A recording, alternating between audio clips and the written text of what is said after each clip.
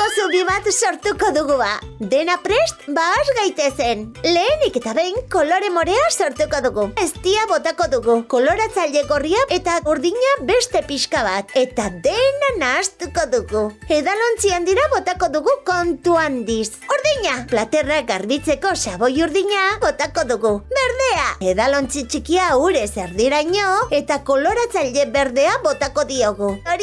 Horretarako soilik olioa behar dugu. Gorria egiteko edalontzi txikia erdiraino alkoholarekin beteko dugu. Eta koloratzaile gorria botako diogu.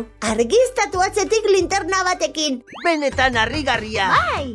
Gustoko dugun iratxokeria! Iratxokeria gehiago gukapi.eusen! Iratxoak! Guaka!